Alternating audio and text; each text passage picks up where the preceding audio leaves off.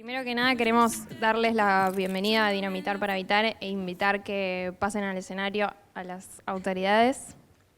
Jorge Latanzi, vicedecano de la FAPID, Adolfo del Río, decano de la FAPID, Rubén Palumbo, presidente del Colegio de Profesionales de Arquitectura de la provincia de Santa Fe, y la doctora Florencia Robeto, secretaria del área de Género y Sexualidades de la Universidad Nacional de Rosario.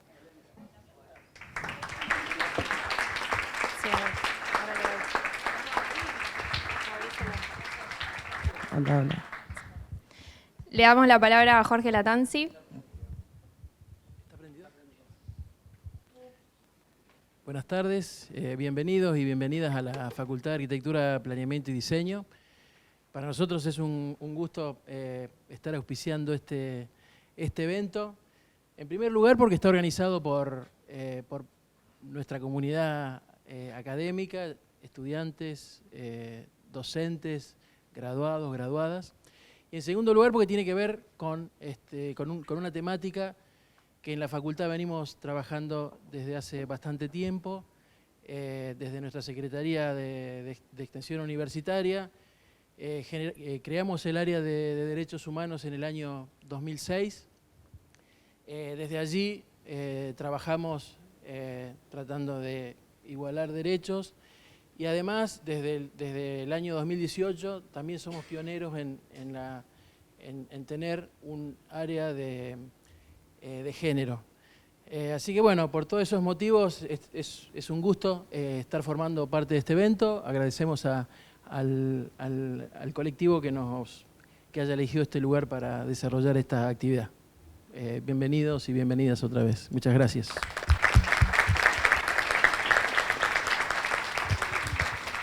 Cedemos la palabra a Adolfo del Río. Bueno, muy buenas tardes a todos y a todos. Así como dijo el vicedecano Jorge, sean muy bienvenidas y bienvenidos a nuestra casa. Es un placer tenerlos acá.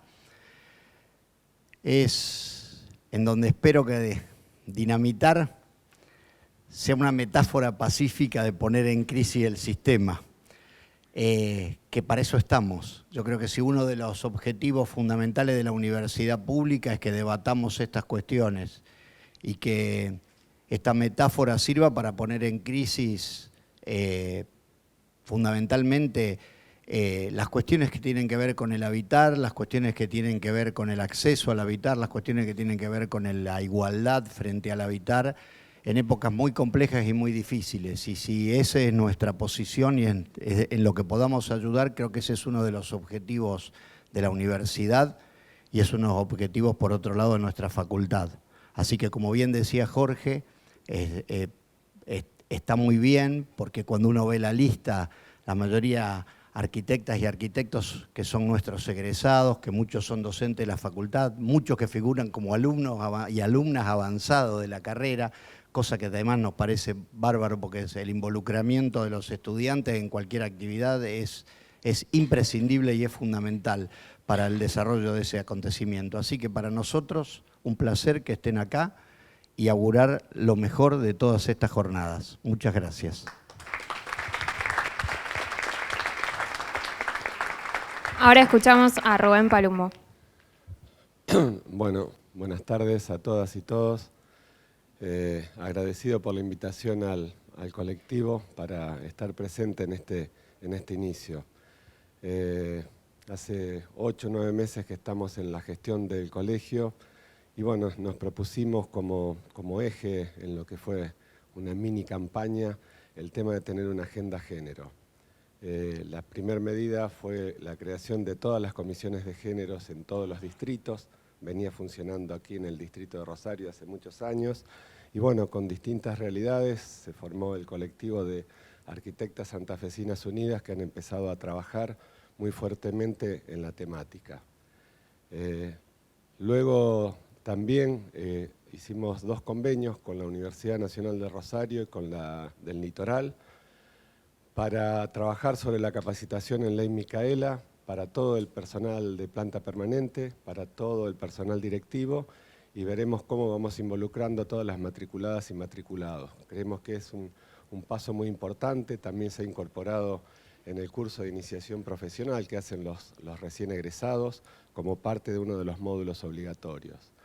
Y también en esta línea había una reivindicación muy grande que había que saldar. Y tenía que ver con el origen de nuestro colegio de hace 30 años, donde después de 10 años de lucha se logró la ley de colegiación. Ahí estuvieron presentes desde el inicio hombres, mujeres, diversidades, a la par, peleando por ese colegio, pero que ese colegio se llamó Colegio de Arquitectos.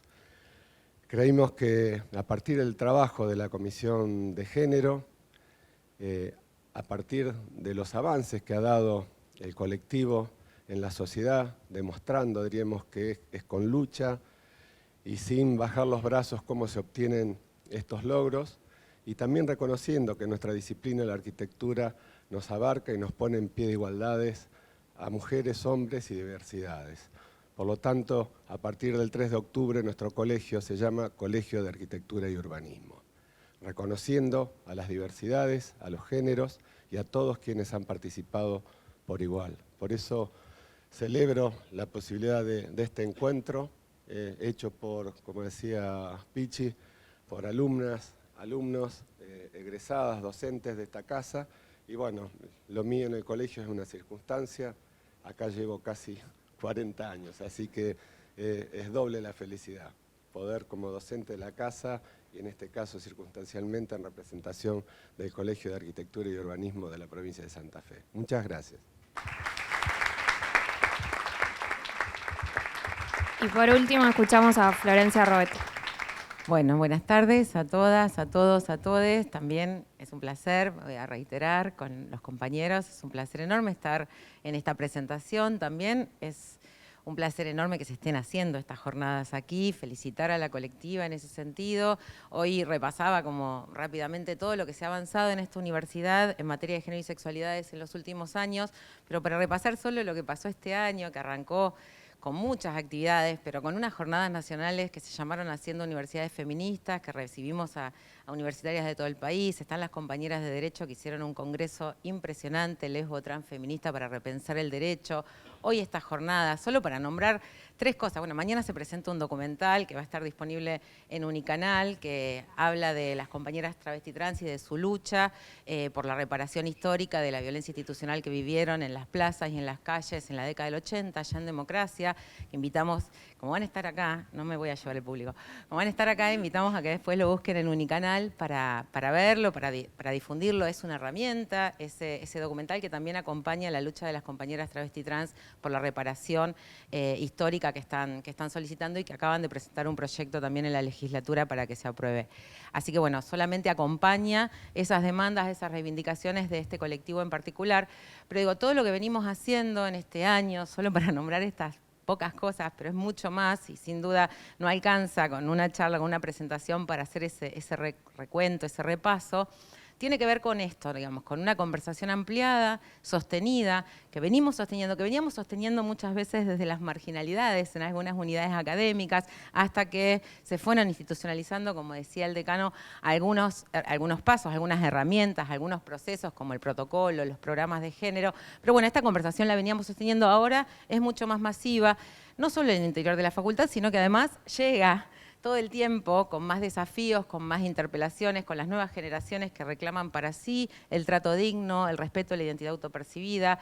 Próximamente vamos a estar aprobando en el Consejo Superior la habilitación para que los títulos salgan con nominación no binaria, algo que hasta ahora no teníamos en nuestra universidad. Por supuesto que ya está aprobado y el protocolo garantizado para el respeto al nombre autopercibido, y en cada una de las unidades académicas eso ya es un protocolo muy sencillo que ya se está utilizando y ejerciendo como derecho. Pero digo, todo esto es una conversación amplia, sostenida, que se va enriqueciendo permanentemente, y me parece que es importante destacar esto, lo que las compañeras hoy traen con este título sumamente explosivo, es seguir enriqueciendo el debate al interior de las áreas, de las disciplinas, sobre cuáles son los impactos de los feminismos y las disidencias para repensar todo, ¿no? Para desarmarlo y repensarlo todo. Vinimos a eso, nos vamos a quedar para eso por mucho tiempo hasta que realmente podamos construir una universidad igualitaria, justa, feminista, diversa y popular. Y en ese sentido destaco la importancia de esta disciplina para seguir construyendo sociedades, ciudades, espacios, hábitats más justos e igualitarios. Digo, la transversalización de la perspectiva de género en esta facultad no es un dato más, no es algo que podemos hacer algunos docentes que tengamos más sensibilización con el tema, es crucial, es fundamental, es indispensable para construir una sociedad más igualitaria. Y quiero traer algo de lo que venimos construyendo con el colegio y con esta propuesta que nos hace el colegio para transversalizar la perspectiva de género también en el colegio, y el cambio de nombre es parte de esas conquistas, sin duda, como traía Rubén.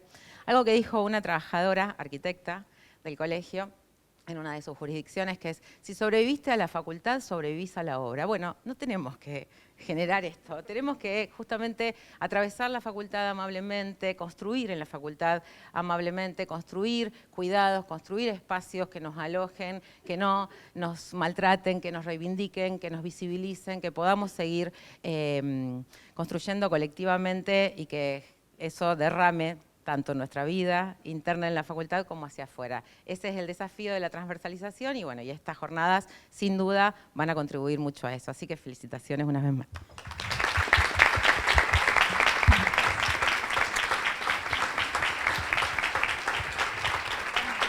Bueno, muchísimas gracias a todos. Los invitamos a sentarse.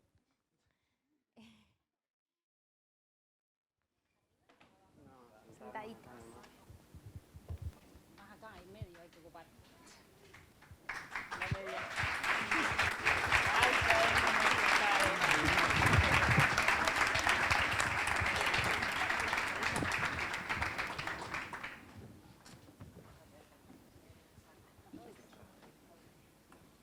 Bueno, antes que nada queremos agradecerles por haber venido y por encontrar como el ratito dentro de este momento post-pandemia que hay muchísimas cosas para hacer.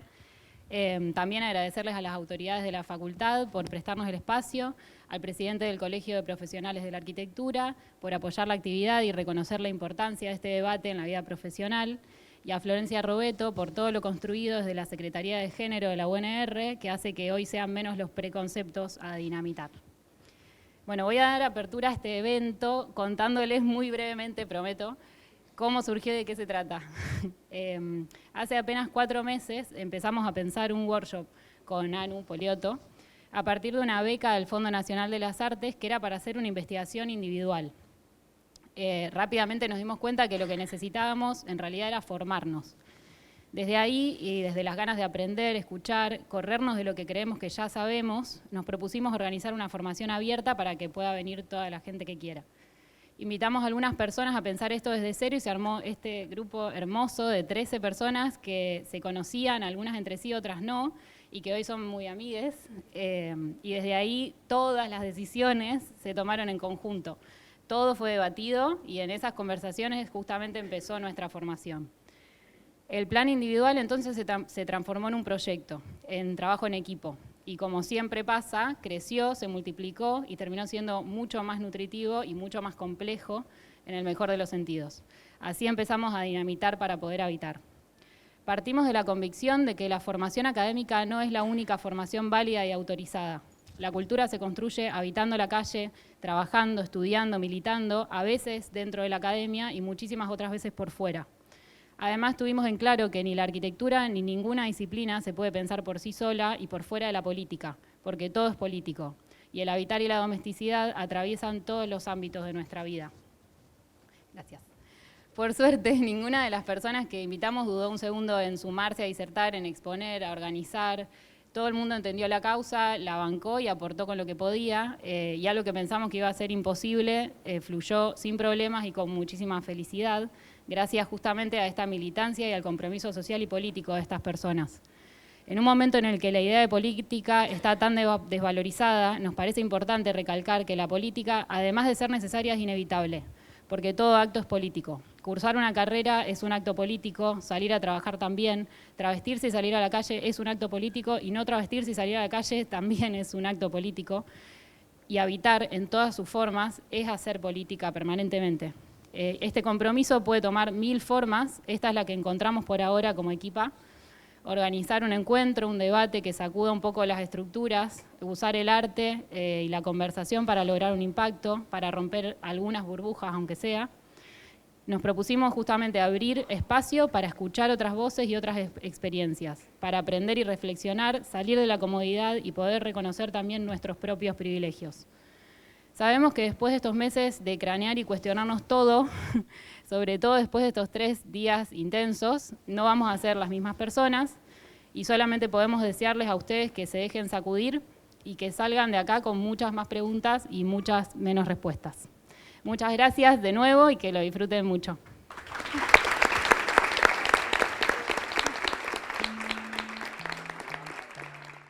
En un presente donde finalmente entendimos que lo personal es político y que lo político es un problema tan localizado como global, el habitar y su espacialidad son temas fundamentales y urgentes para nuestra disciplina.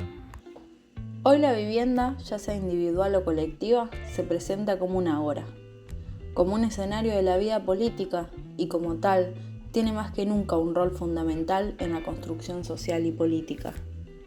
Esto posiciona el habitar en uno de los focos más importantes del debate actual, tanto dentro como fuera de la disciplina arquitectónica.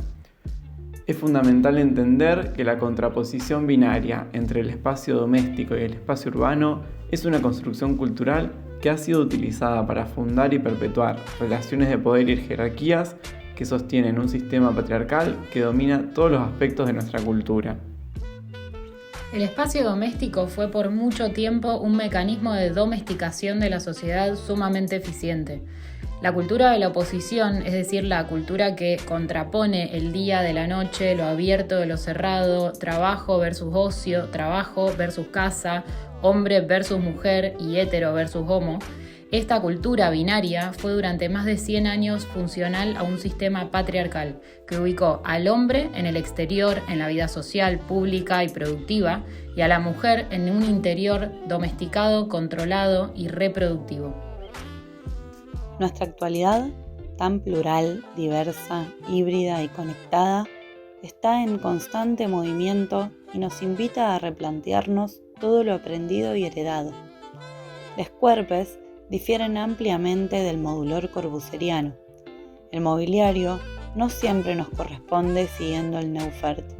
Las casas, cada vez con menos metros cuadrados, no responden a nuestros modos de vida. El avasallante mercado inmobiliario de nuestra ciudad produce a gran escala viviendas que aún hoy, 94 años más tarde, siguen respondiendo a los planteamientos del movimiento moderno. Se continúa diseñando y construyendo de acuerdo a la noción de vivienda mínima y para una familia tipo y tradicional, es decir, heteropatriarcal y heteronormativa. En este contexto, nos resulta de profunda importancia poder escuchar otras voces, otros modos de habitar, otras viviendas, otros espacios, con el fin de comprender de qué manera se relacionan los cuerpos con la arquitectura. Es necesario repensar el habitar, desde una perspectiva feminista y queer, indagar en espacialidades, en experiencias artísticas e investigaciones en curso que incorporan las subjetividades y las disidencias de una sociedad libre, no binaria. Hoy en día es imposible pensar un futuro mejor para el habitar y la domesticidad sin incorporar la perspectiva de género al debate. Es fundamental desarmar la idea de espacio doméstico que sostuvo durante tantos años una dinámica social patriarcal y darnos la oportunidad de pensar con qué instrumentos queremos reconstruir nuestras espacialidades.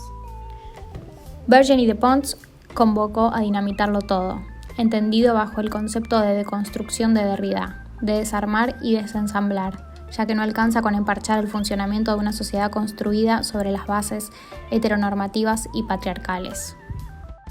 Por su parte, Paul Preciado escribió que el deseo y la imaginación son las armas más poderosas de una revolución. Por suerte, la arquitectura es la herramienta ideal para imaginar posibilidades reales de cambio y esbozar futuros posibles para este mundo diverso. Invitamos a profesionales, docentes, estudiantes y público en general, a difuminar y discutir aquellos bordes binarios impuestos que diferencian privado-público, urbano-doméstico, productivo-reproductivo, para acercarnos a otras formas de experiencias domésticas posibles desde la pluralidad, lo heterogéneo y lo heterodoxo.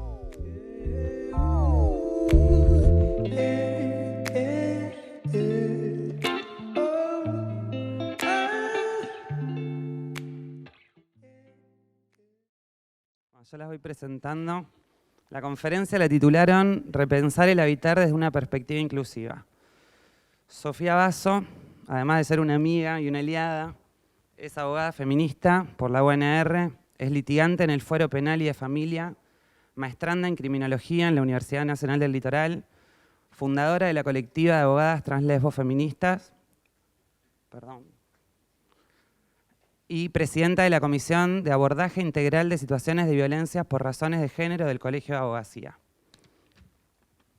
Diana Araya, también una aliada. Ay, me tiembla la mano.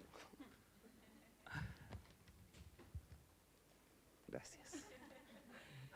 Abogada feminista por la UNR, fundadora y presidenta de la colectiva de abogadas translesbos feministas de Rosario y también maestranda en Criminología en la Universidad Nacional del Litoral. Todos ustedes.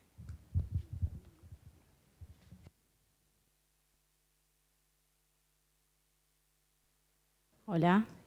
Ahí va. Bueno, antes que nada, obviamente quería agradecerles. Tenía algo escrito para el agradecimiento, pero después cuando entré acá dije, qué ilusión, qué hermoso todo lo que construyeron, me encanta y quería de verdad resaltar eso. Es realmente un privilegio estar sentada acá, me emocionó un montón cuando me enteré que estaban armando este festival. Nosotras hicimos lo propio en Derecho hace 3 meses y realmente dejamos la vida, así que a los compañeros que organizaron esto, todo mi respeto, realmente, es un montón. Bueno, yo quiero empezar contándoles que, bueno, tengo un papel acá porque realmente estoy nerviosa. Este público yo no lo conozco, no conozco a nadie, es hermoso esto, pero bueno, me pone un poco nerviosa. Yo les quiero contar que hace poco tuve una sesión de terapia donde comprendí, White People Problems, empezamos así, comprendí que encontré mi vocación cuando yo pude enlazar la causa feminista con mi formación académica. Pero bueno, lamentablemente eso no fue hasta después de recibirme. Yo, obviamente, como todos los que estamos acá, estuve muy movilizada con el Ni Una Menos del 2015, que nos vino a sacudir un poco el piso a todos, y recién ahí pude empezar a adentrarme en la militancia feminista. Previo a eso, yo había transitado la Facultad de Derecho sin muchas preguntas, sin muchos cuestionamientos, sin entrar en ningún debate, porque creo ahora que eso era lo que se buscaba. Hasta que llegó el feminismo y con eso el peso de dejar de mirar para otro lado. Cuando empecé a mirar a la academia desde los ojos de una feminista, me empecé a dar cuenta que, por ejemplo, no había mujeres en la bibliografía de muchas de las materias que nosotros teníamos. A mí siempre me gustó el derecho penal porque era lo que más tenía contacto con la realidad social, y en derecho penal hasta el día de hoy no hay mujeres en la bibliografía. Por supuesto, mi cabeza trabajaba de forma binaria, no había mujeres nada más, eso es lo que yo empecé entendiendo, ¿no?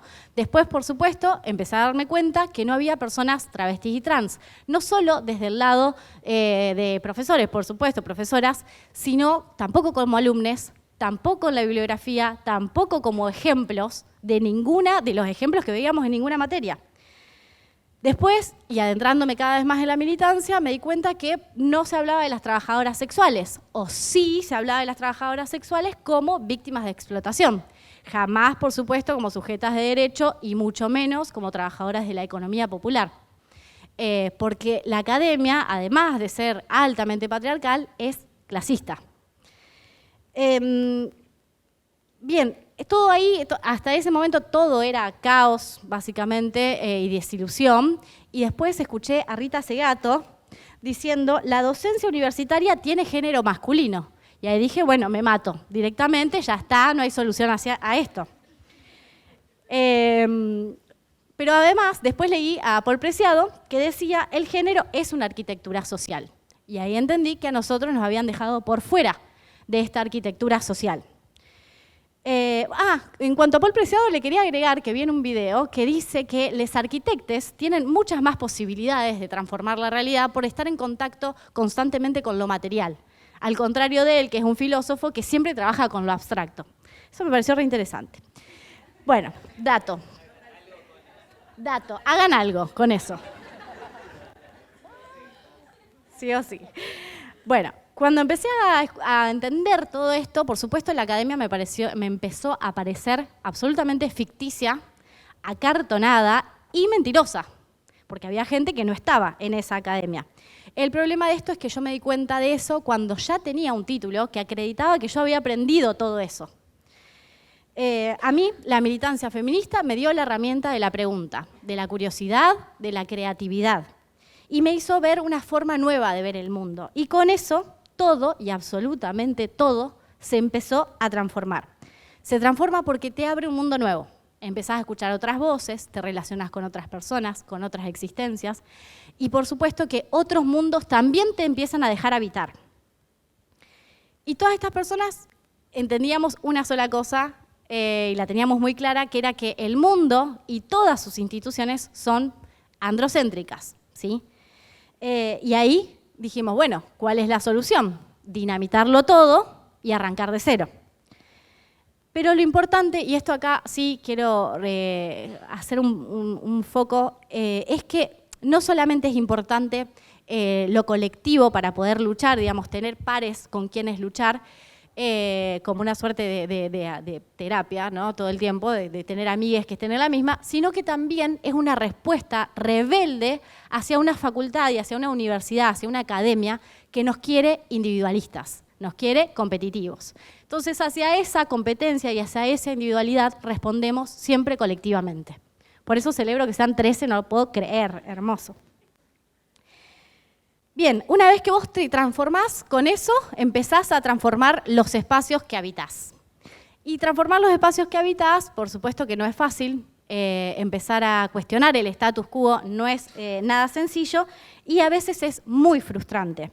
Hace poco, dato también de color, fuimos a dar una charla al Colegio de Abogados, con mi compañera acá presente.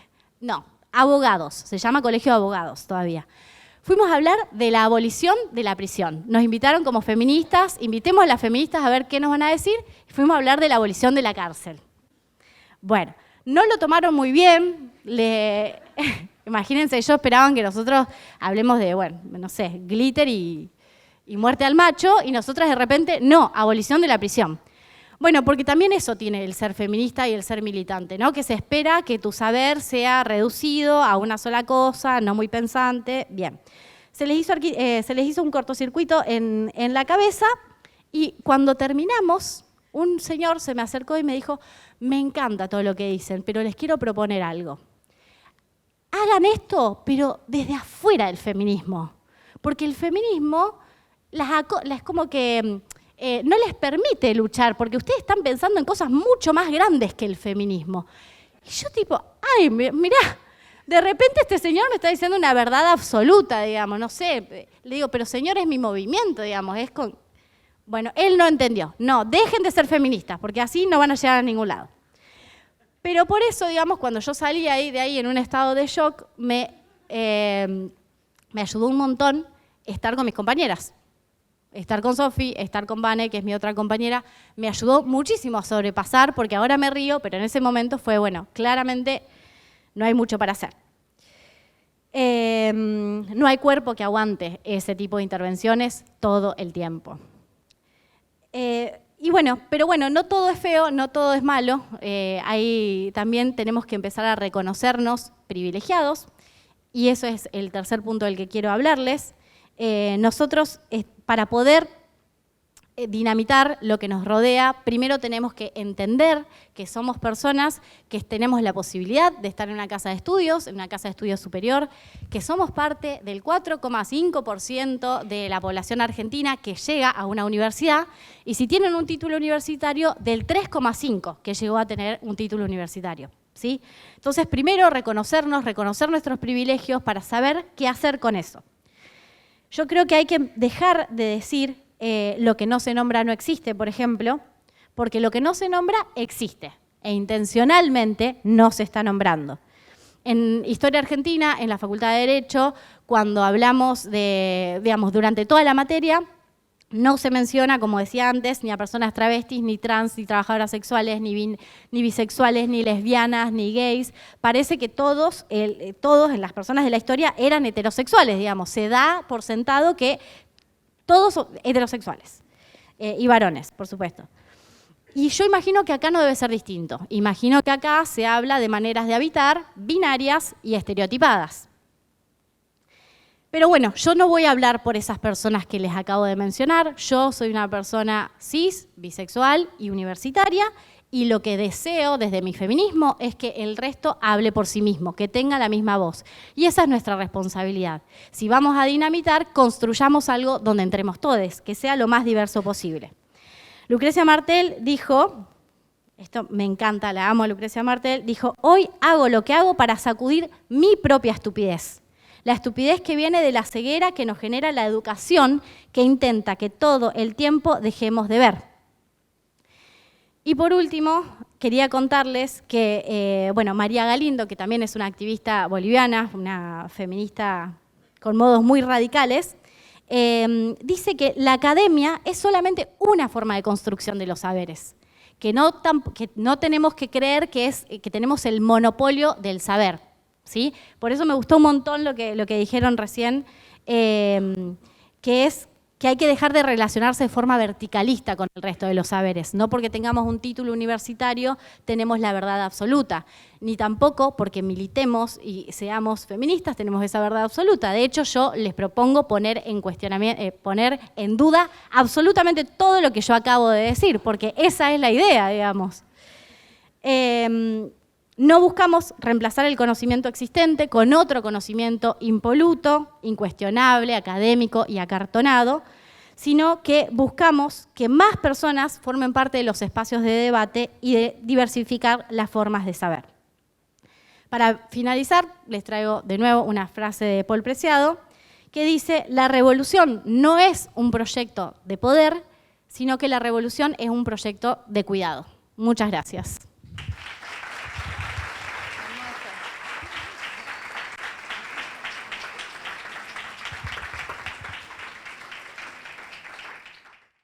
Me encanta que sea festival y no congreso, que nos invita a repensar en el habitar desde la academia, y me gusta porque no es desde cualquier academia, es una academia interdisciplinaria y me parece que eso es lo más rico, y bueno, y por eso estamos nosotras hoy acá también. Siempre que nosotras decimos a qué nos dedicamos, decimos que somos abogadas, que trabajamos como abogadas, y atrás le agregamos feministas. Y cuando hacemos eso y nos definimos de ese modo, un poco lo que buscamos es como una especie de juego, una interacción en donde lo que queremos es que la persona con la que estamos interactuando, la que nos escucha, con quien estamos conversando, un poco diga: ¿y esto qué es? ¿Por qué abogada feminista? ¿Por qué no abogada? Entonces, bueno, así es como nosotras nos pensamos a nosotras mismas. Trabajar como abogada, ser una abogada feminista, una abogada transfeminista, implica tener instancias en nuestra praxis profesional en donde interpelamos nuestro rol profesional y también cuestionamos todo el contenido que se nos da desde los discursos hegemónicos, en nuestros lugares de trabajo, en los lugares de la academia, en los lugares de estudio también. ¿Y a dónde quiero ir con esto? Un poco esto que venía diciendo Day, al hecho de que para nosotras es sumamente interesante que se den estas instancias en donde se ponen en jaque los contenidos pedagógicos de los programas de estudio universitarios. Porque es necesario poder empezar a decir lo que no está dicho, es necesario poder empezar a mirar los programas de estudios con otros ojos, es necesario nombrar autoras que tradicionalmente no fueron nombradas.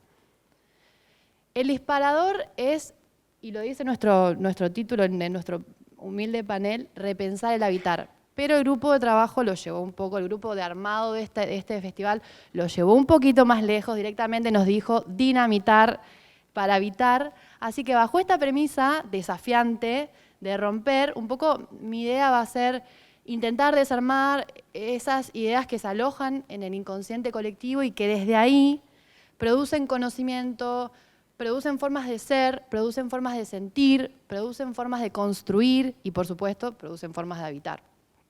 Así que esa es un poco la idea de lo que vamos a proponer ahora.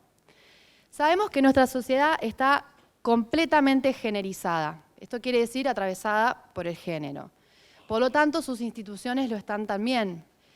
Y vamos a ver cómo esto se materializa en este campo de interés que hoy nos convoca, que es el habitar. El punto de partida para esta propuesta que traigo parte de una idea, de la comprensión de una idea que para poder aprenderla con H intermedia yo les voy a proponer una dinámica que es que pensemos en una pirámide. Si yo digo la palabra pirámide, a todo el mundo se le viene la imagen de una pirámide a la cabeza, pensamos en esa pirámide y yo les voy a proponer ubicar la cúspide de esa pirámide a un sujeto que les voy a describir. Vamos a poner ahí a un varón cis, de clase media y blanco. Y por debajo de esa pirámide, de esa cúspide, todo lo demás. Las demás personas, los demás animales, los animales no humanos y la naturaleza. Y en este diagrama, en esta pirámide, ese varón ejerce sobre todo lo demás poder. Se piensa que le pertenece y ejerce dominio. Eso es una sociedad generizada. Desde los años 70 el movimiento feminista viene reclamando una mayor visibilización de la violencia. Esto lo hablamos también el otro día en esta charla del Colegio de Abogados, ¿no? En donde este reclamo de visibilización de la violencia contra las mujeres, primero, lesbianas, travestis, transexuales, intersex, no binarias, gays, después, tiene que ver con esto, con poder mostrar, y a partir de mostrar y de poder ver, bueno, ¿qué hacemos con eso? Yo siempre, y el otro día también lo hice, me remito a una autora que es alucinante, que vayan a leerla porque es hermosa, que es Encarna Bodelón, que hace un recorrido sobre el rol de las mujeres y sus conquistas, las conquistas del feminismo en el mundo del derecho y del servicio de justicia. Y que bueno, que muestra esto, digamos, el hecho de visibilizar la importancia que tiene es que permite dar cuenta de lo estructural de los desequilibrios de poder, que es uno de los grandes ejes en los que se inscribe la demanda feminista. Y lo mismo sucedió en este campo de interés que también nos convoca, desde los años 70 en la geografía y luego en el urbanismo y en la arquitectura, las feministas vienen demostrando que no son campos neutros y vienen proponiendo nuevas agendas urbanísticas y nuevas formas de pensar la arquitectura, planteando que es necesario incluir otras experiencias, las de mujeres, lesbianas, travestis, transexuales, no binarias, intersex, gays. Hay que nombrar a todos. Si las sociedades están generizadas, las ciudades también lo están, justamente porque las ciudades son la expresión física de las sociedades. Por esto es que es imprescindible, es necesario, y hacerlo ya, repensar, transformar y proponer otras formas de ciudades, otros espacios urbanos y rurales desde los feminismos. Entonces, venimos diciendo que las instituciones no son neutras, que no son sin género, los lugares no son neutros tampoco, nos condicionan, nos envían mensajes, nos dicen cuáles son los comportamientos adecuados, cuáles no. Cómo se diseñan los hogares, qué tamaños tiene cada habitación adentro de esos hogares, qué preponderancia se le da a cada cosa y en el espacio público, dónde se localizan las actividades, qué elementos urbanos encontramos en la calle, cómo se planifica la movilidad de las personas, cuántos espacios públicos y equipamiento existe, qué diseño tiene, cómo se planifica la vida en común en esos espacios. Son todas cuestiones que inciden directamente en las condiciones de vida de las personas. Entonces, cuando decimos que estos espacios no son neutrales, lo que estamos diciendo es que no fueron dispuestos al azar, sino que responden a ciertas prioridades, jerarquías, que vienen de un sistema organizacional, de una economía capitalista y de un orden social patriarcal. Con esto es un poco la idea de qué son las sociedades, por qué las sociedades están generizadas. Bueno, mientras me preparaba para venir a este encuentro y estudiaba, me acercaron un material hermoso que se llama una revista digital que me pareció hermosa, que me dieron ganas de ser arquitecta, que se llama Urbanismo Feminista por una transformación radical de los espacios de vida. Está en Google, es hermosísima, creo que es de Barcelona, y de la cual extraje algunas ideas que me parecieron interesantes para compartirles como disparadores. En primer lugar, para repensar el urbanismo y la arquitectura es necesario recuperar otros valores, poner la vida en el centro. ¿Cómo se logra eso? Reconociendo la diversidad de personas, reconociendo la diversidad de formas de existir, reconociendo todas las realidades que ocupan los lugares, los espacios, incorporando las necesidades y pensando desde las necesidades de las personas reales, alejándonos un poco de las estadísticas frías y universalizadoras. Para esto se necesita diálogo, se necesita empatía, pero sobre todo se necesita construir relaciones sin jerarquías, en las que se respeten todos los conocimientos. Y se deben entender de forma entretejida los espacios, los tiempos, las necesidades, las oportunidades, los sistemas naturales y las personas. Y cuando decimos personas, lo decimos pensando en todos los cuerpos, sin normativizar modelo alguno. El modelo de ciudad en el que vivimos actualmente fue desarrollado, y esto lo decían en el video y lo decían hoy cuando arrancaron, que me parece que está re bueno pensarlo para dinamitarlo, que el modelo de ciudad fue desarrollado sobre el sustento de este binomio de división sexual de trabajo, en el cual se propone un dualismo entre público y privado y se le asignan características genéricas a uno y a otro, en donde público, productivo, privado, reproductivo, y eso ha hecho que no se pueda, o sea, por supuesto que produce un sistema binario y opresivo, pero también ha hecho que no se pueda pensar en el espacio público otras actividades, las actividades reproductivas o las actividades no productivas. Entonces, está bueno dinamitar este binomio porque claramente no sirve para nada. Por eso es que el urbanismo, tal y como lo conocemos y como yo venía diciendo, tiene un profundísimo sesgo patriarcal y androcéntrico. Y es un modelo que refleja una masculinidad hegemónica y jerarquizada, en donde el espíritu que tiene es conquistar el territorio. Y cuando lo escribía, digo, bueno, esto es la pirámide de nuevo, y en la cúspide el varón cis, de clase media y blanco, y abajo todo lo demás, las demás personas, los animales, la naturaleza y el territorio. Entonces, esa lógica opresiva que se refleja ahí también. Y cuando se piensa o se ha pensado el espacio, se lo ha hecho teniendo como motor las necesidades derivadas del trabajo productivo, pero no de todo tipo de trabajo productivo, porque por supuesto no se ha pensado en las personas que trabajan o producen desde la economía popular, por ejemplo. Por eso es que es necesario y nos obliga como feministas a incorporar una perspectiva de clase para pensar nuevas formas de urbanismo y de arquitectura. Los diferentes paradigmas urbanísticos que han configurado nuestras ciudades han hecho distintas propuestas en cuanto a la densidad, a las tramas urbanas, a dónde se localizan los servicios, pero todos se basan en un modelo, y esto también lo decía en el video del comienzo, un modelo de familia nuclear, blanca, de clase media y obvio heterosexual. Entonces, para desnudar un poco esa falsa neutralidad del urbanismo y de la arquitectura, yo tomé estas 3 ideas de esta revista que le digo que es hermosa y que dice, bueno, en primer lugar se necesita para este ejercicio de desnudar la neutralidad, cambiar el modo territorial de ciudad funcionalista, dispersa y segregada, que responde a este sistema capitalista, por un modelo de ciudad próxima y cotidiana, en donde se pueda poner en valor la escala del barrio y los cuidados. Ese es un primer concepto que me pareció hermoso. En segundo lugar, se tiene que abordar un cambio metodológico interdisciplinario, y esto vale para nuestra y para todas las disciplinas, sí o sí, en donde el urbanismo no sea cooptado por la arquitectura y que se puedan incluir otras disciplinas sociales ahí, esto por eso digo vale para todas las disciplinas, y que sea un urbanismo próximo y que planifique con la gente. Eso también me pareció muy hermoso. Y por último, incorporar la experiencia de las personas a las decisiones urbanas, especialmente las de quienes han sido invisibilizadas por este mismo modelo. Y acá yo le agregué, y con esto voy a cerrar, tres ideas que nos interpelan mucho a nosotras. No podemos pensar ni la arquitectura ni el medio urbano sin una relación directa con el medio ambiente, y es bastante urgente, no hace falta ni que describa las imágenes que seguramente a todo el mundo se le viene a la cabeza cuando digo esto. Hay que pensar cuáles son los recursos que gastamos, la contaminación que producimos. Se necesita incorporar una perspectiva ecologista, ecofeminista para pensar el urbanismo y la arquitectura, que pueda asumir los retos que supone estar inmerso en un mundo con crisis medioambiental. Y no hace falta que ejemplifique ni que enumere proyectos urbanísticos que se han llevado puesto el medio ambiente y se me viene Nordelta a la cabeza. Entonces, es necesario y es inminente pensar desde una perspectiva ecologista y ecofeminista. Tampoco podemos pensar nuevas formas de urbanismo y de arquitectura sin tener una mirada antirracista.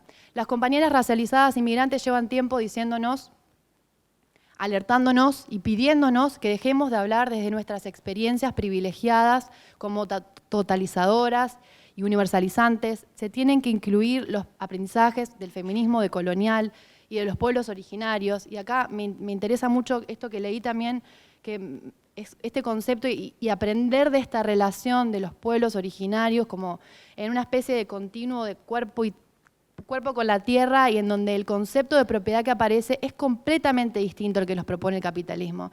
Una idea de una propiedad colectiva.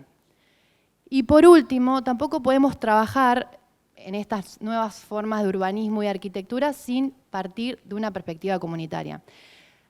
Y esto lo decías vos también hoy, Dai, tenemos la obligación de desjerarquizar el urbanismo para poder reconocer los saberes de las personas vecinas y de la comunidad, sobre todo de algunas agentes expertas del espacio público que tradicionalmente han sido excluidas o criminalizadas, que son las personas que trabajan en la calle, especialmente las personas trabajadoras de la economía popular, por supuesto las trabajadoras sexuales y las personas que están en situación de calle.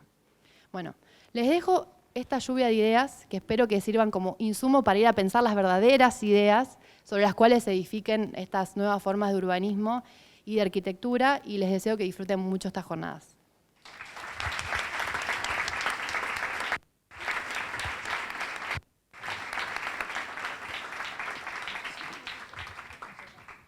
Bueno, muchísimas gracias, chicas. No se vayan todavía, que queremos abrir unas preguntitas. ¿Puede ser? Si alguien quiere hacer alguna pregunta, le llevo el micrófono. O puede pararse y gritar. ¿Nadie? Sí. Ahí va, bien. Hola, ¿qué tal? Quería preguntarles sobre, no me acuerdo bien ahora el título, pero de lo que proponen en el Colegio de Abogados sobre la abolición de los espacios de prisión, porque bueno, esto como arquitectos y arquitectas también es un espacio que nos corresponde. Bueno, no, muy brevemente para no adentrarnos en ese tema que es... Y además, cuando empezás a leer sobre eso, decís, bueno, claramente no sabía nada, no entendía nada hasta ese momento. Nosotras nos posicionamos con la colectiva, que es la organización de la que ambas formamos parte, en un feminismo antipunitivista, porque decimos básicamente que el castigo, como hoy lo conocemos, es una construcción y una herramienta también del hombre blanco, cis, heterosexual, y que la expresión más grande de ese castigo, o la representación más grande del castigo, es la cárcel. Nosotras no tuvimos participación, nosotres, quienes nos quedamos por afuera de esta arquitectura social, no tuvimos no fuimos parte del debate donde se entendió a la cárcel como única forma de castigo. Entonces, lo que nosotras decimos es, pongámoslo en crisis, pongamos en crisis que este sea el único castigo posible. Por supuesto que entendemos que es un lugar que genera mayores dolores, mayor daño, que muchas veces incluso lo que se nos hace como feminista es sacarnos a nosotras, expropiarnos de lo que nosotras pedimos. Cuando, por ejemplo, pedimos justicia, se piensa que justicia es, bueno, mandemos a la gente a la cárcel hasta que se muera, y en realidad es un poco el Estado no haciéndose cargo de los problemas sociales que existen con formas más creativas, ¿sí? Y buscando generar, como siempre, más daño, más dolores, más angustias. Por eso decimos esto, básicamente cuestionemos este castigo que nosotras no inventamos y que no formamos parte en el debate de su construcción.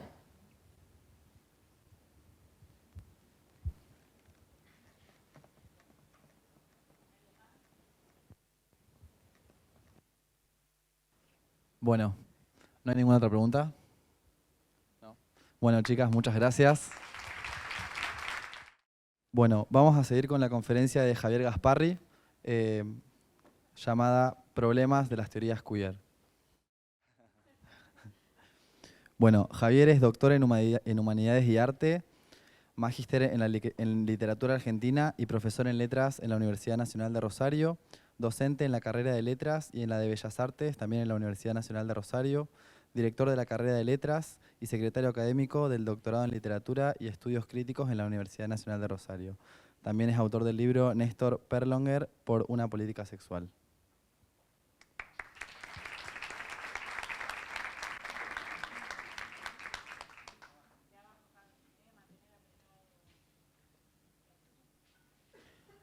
Ahí está. Hola, ¿qué tal? Buenas tardes a todos. Bueno, un gusto enorme estar en este festival que celebro enormemente.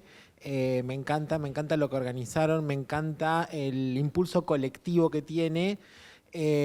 Así que bueno, las felicito a todas las que integran la grupa por esto y que bueno, y que también se construya como un espacio inter o transdisciplinario. Me parece que es algo que está bueno para todos, para quienes integramos diferentes espacios, sobre todo disciplinares justamente, o ámbitos de trabajo, o áreas temáticas, etcétera, dentro de, bueno, de algo que hoy por hoy es bastante amplio, ¿no? Los estudios de sexualidades y género.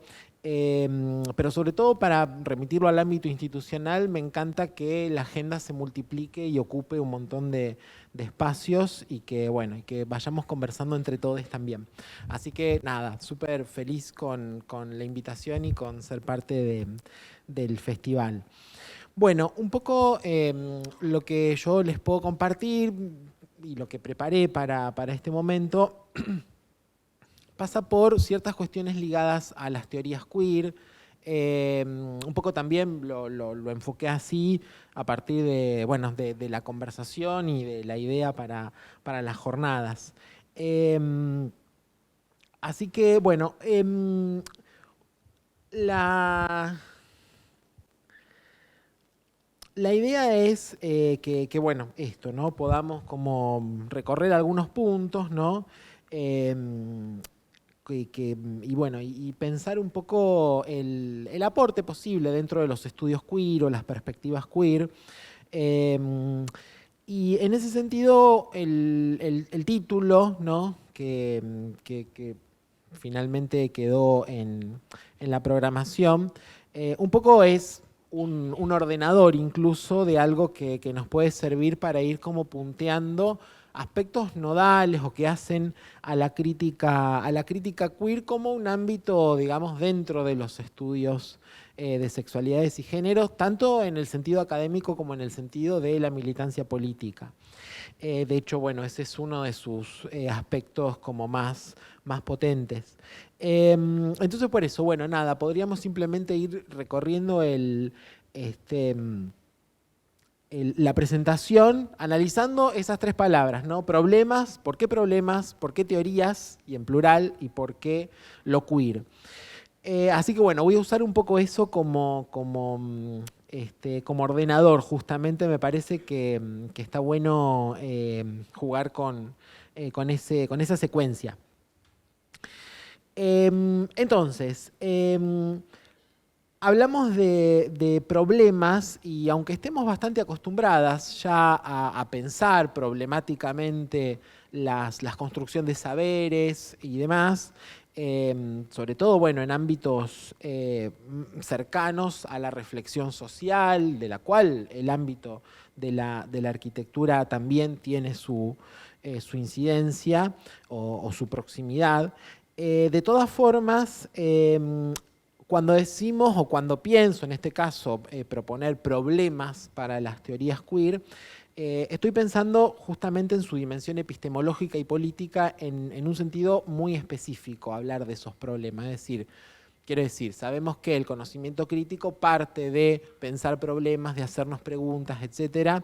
Pero en este caso quisiera situar algunas tensiones que hacen a esos problemas. Y esto se relaciona inmediatamente con el otro término de pensar la teoría y pensarla en plural, ¿no? Como las teorías queer.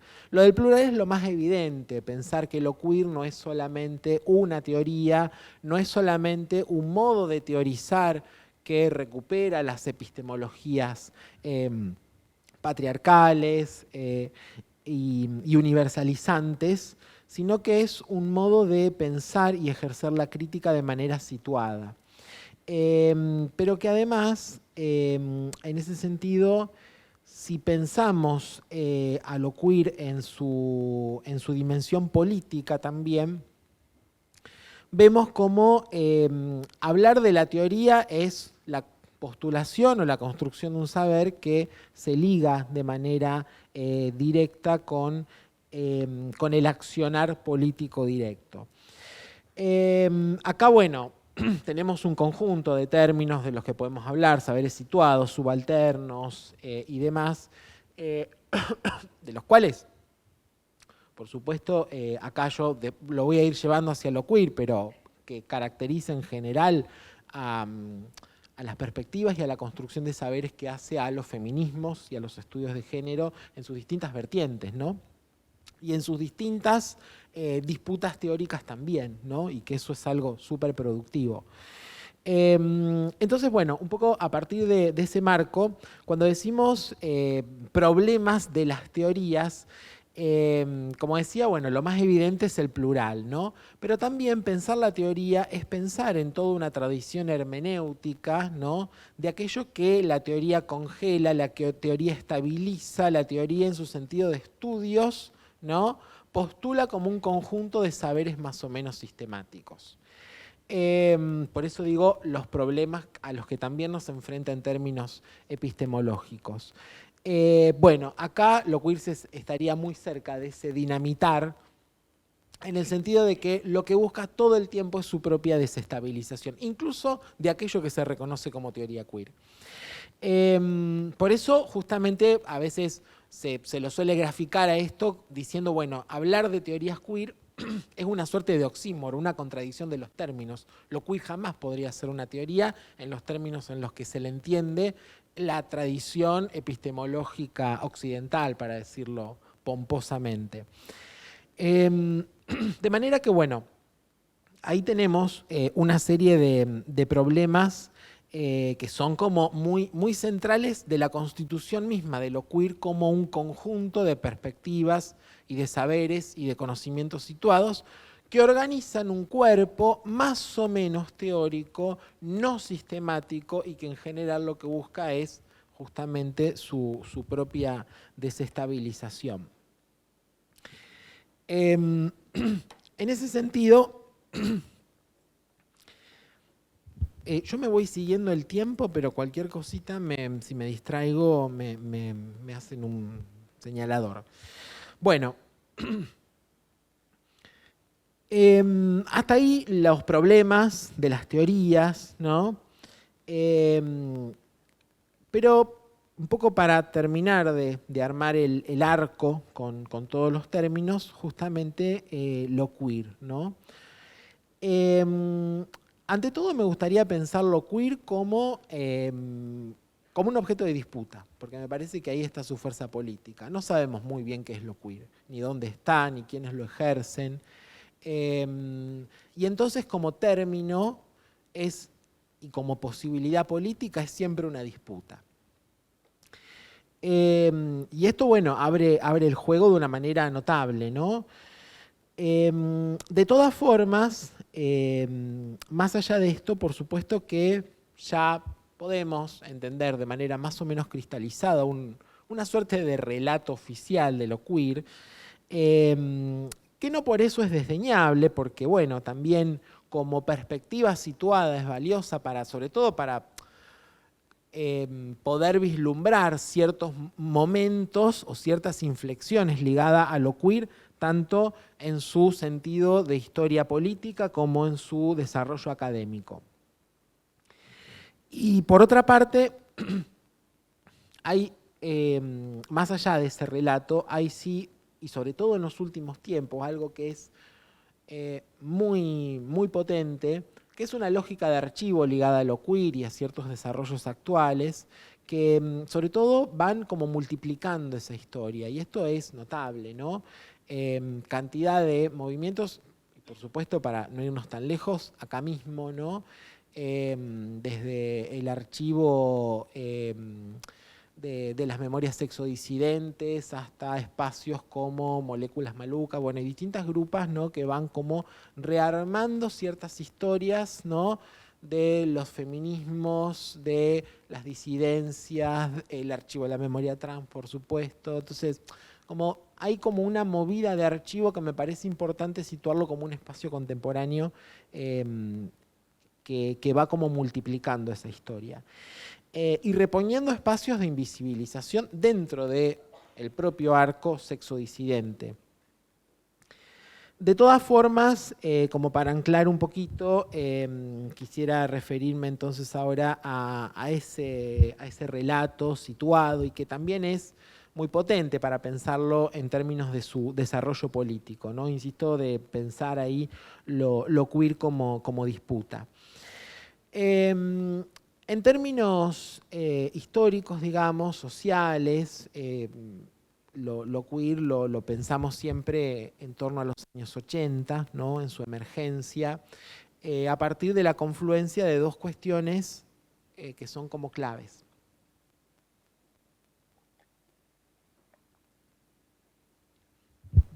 Por un lado, el progresivo asimilacionismo de lo que en ese entonces se llamaba el movimiento gay lésbico, y una sigla que todavía no terminaba de emerger como la conocemos hoy. Pero, y además, ¿no?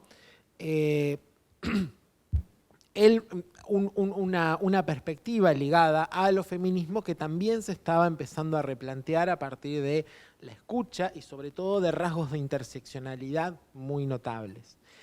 Esto estoy resumiendo así de una manera súper simplista, ¿no? Porque me interesa como dejar planteado algunos de estos nudos que hacen a los problemas con los que vamos a vernos después.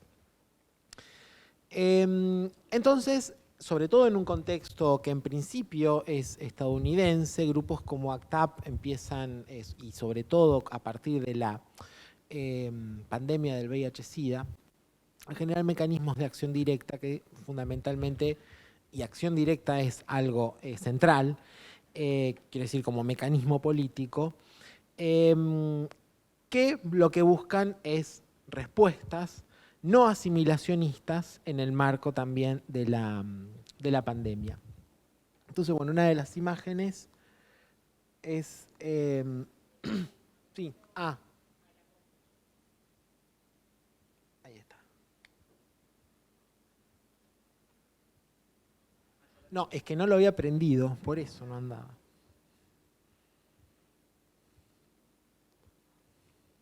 Ahí está, bien. Ese es uno de los... Kate Haring, un artista neoyorquino callejero de los años 80 y principios de los 90. Ese es uno de los afiches notables ligados a ACT UP, ¿no? El grupo, uno de los grupos que en realidad era una colectora en la que había diferentes pequeños grupos que se iban articulando en el colectivo. ACT UP es, digamos, hoy como emblemático, como un grupo muy emblemático para pensar esa emergencia de lo queer a fines de los 80. Ese afiche es icónico y lo diseñó Kate Haring, y la consigna también es icónica: ignorancia, miedo, silencio, muerte, ¿no? Que fue una consigna desplegada en esos primeros años. Y acá, este es Kate Haring, que ahí está realizando un mural en Barcelona, porque era un grafitero, ¿no? Y ese es el mural completo, que es una réplica que hoy está en el MACBA de Barcelona. Bueno, y es un graffiti, ¿no? Que es como una serpiente gigante con jeringas y demás, y luego los cortes a la cola de la serpiente, y la consigna es: todos juntos podemos parar el SIDA. Bueno, eso está hoy reproducido como réplica. Él lo había dibujado en un paredón abandonado del Raval de Barcelona, que después fue demolido para hacer un edificio, justamente. Esto fue en el año 89, que Haring falleció al año siguiente, también por complicaciones vinculadas con el VIH-Sida, y es un poco un emblema, si se quiere, de la emergencia de lo queer, que sobre todo a lo que nos lleva, digo, en esto de ir como hilando lo queer como disputa y lo queer en su contexto de emergencia, aunque hoy le podamos pensar otras narrativas temporales, como justamente un emblema de lo que implicó el descentramiento queer y también los mecanismos de acción directa. Ahí tenemos un primer punto, ¿no? Situado lo que diríamos en la pata más militante ligada a lo queer, porque justamente ciertos grupos de ACT UP, como Queer Nation, son los que recuperan el término específicamente ligado a lo queer, que, como sabemos, era un insulto, el cual después se reapropia, algo que en español sería equivalente a cuando nos decimos putos, tortas, digamos, cualquier forma que desde la otredad funciona como insulto es recuperada con cierta lógica de orgullo, ¿no? Bueno, lo queer es parecido, el mecanismo lingüístico, y en este caso entonces esta emergencia de fines de los 80 fue la que lo agitó. Pero como decía, lo queer también tiene un relato ligado a los estudios académicos y ahí es donde se empieza a armar el cuerpo más teorizable también, en esa ida y vuelta, un ida y vuelta que lo que muestra, por eso es también tan interesante, ¿no? ese ida y vuelta con lo queer, porque lo que muestra es que justamente nuestros espacios de militancia y la producción de saberes ligados al agite político no tienen por qué estar divorciados o desconectados de las formulaciones de saberes académicos, ¿no? Es un ida y vuelta, es un ensamble, es una amalgama todo el tiempo, ¿no? Entonces, bueno, hacia los primeros años de los 90 empiezan a surgir autoras como Butler, muy conocida, ¿no? Teresa de Lauretis, Eve Kosofsky-Sedgwick, entre otras, que empiezan ya a hablar de lo queer. La primera en hacerlo en realidad es Teresa de Lauretis, y ahí empiezan a generarse un poco la agenda de estudios ligada a lo queer. ¿Por qué nos interesa lo queer? Además de pensarlo como algo que no sabemos muy bien qué es y que por lo tanto implica siempre un espacio de disputa, porque piensa espacios desidentificadores también que un poco cuestionan, por eso digamos está enmarcada la relación con el movimiento más asimilacionista de las disidencias sexuales de mediados de los 80, ¿no? Hay una desidentificación, hay un modo de pensarse por fuera de categorías identitarias duras, ¿no? Y entonces lo que aparecen son devenires, multiplicidades, formas de pensarnos más allá de esos ejes tan duros, ¿no? O hasta incluso esencialistas en muchos casos. Entonces esa propuesta, ¿no? Que por ahí a veces se la resume como posidentitaria, bueno, es uno de sus sentidos políticos más atractivos justamente. Entonces, a partir, ¿no? del cuentito, ¿no? Entre su sentido político y su sentido académico que podemos esbozar, pero sin dejar de tener en cuenta que eso es un relato situado del cual que nos sigue interpelando, ¿no? Para hacerle preguntas y para extraer algunas posibles respuestas. También es importante tener en cuenta el modo en que ese relato se puede multiplicar hoy, ¿no? Pensando en la lógica de diferentes modalidades de archivos que nos interpelan desde otros lugares temporales también, ¿no? Es decir, no es, más allá de la importancia histórica que tenga la emergencia de lo queer, dejamos de pensar linealmente esos relatos, esas historias, encontramos lo queer por fuera de lo queer o antes de lo queer, ¿sí? Que es, digamos, una agenda, ¿no? que hoy es muy provocadora y que es muy potente, ¿no? Para pensar las temporalidades de otro modo. Y bueno, y finalmente lo queer, aún en su vinculación transnacional, podríamos decir, porque aunque podamos pensar en principio lo que implicó el término en inglés, su anclaje estadounidense y demás, es como si lo queer tuviese en su modo de presentación su propio antídoto, digamos, ¿no? En el sentido de pensarse por fuera de categorías duras ligadas a especificidades nacionales y demás. Lo queer de entrada se propone, ¿no? Como marco de acción en diferentes contextos y que por lo tanto hacen examinar respuestas diferentes en sus diferentes ámbitos, coyunturas diferentes, ¿no? Para pensar lo queer, y entonces por eso digo también un ámbito transnacional en el cual pensar y ejercer lo queer. Por eso, y eso realmente nos permite pensar, como dice Paul Preciado, lo queer como un contrabando, ¿sí?